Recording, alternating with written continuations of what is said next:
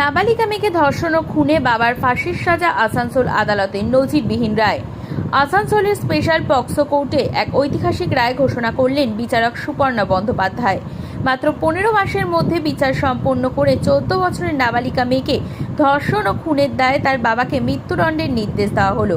পশ্চিম বর্ধমানের হীরাপুর থানার নরসিংবাঁধের কচুবাগানের বাসিন্দা এই অভিযুক্তের বিরুদ্ধে পক্সো আইনের 6 নম্বর ধারায় ভারতীয় দণ্ডবিধির 302 খুন এবং 201 প্রমাণ লোপাটের ধারায় মামলা রুজু করা হয়। এই রায় আসানসোল আদালতে প্রথম মৃত্যুদণ্ডের নজির স্থাপন করল।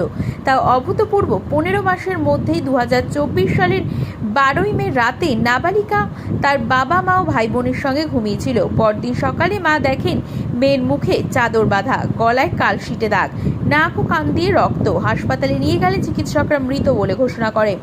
ময়নাতদন্তে ধর্ষণ ও শ্বাসরোধের খুনের প্রমাণ মেলে।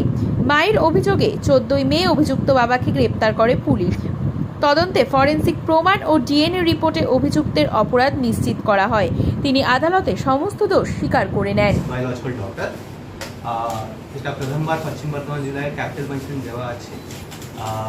The case was registered on 14/4/2024 14 April 2024 register করা আছে। অ্যান্ড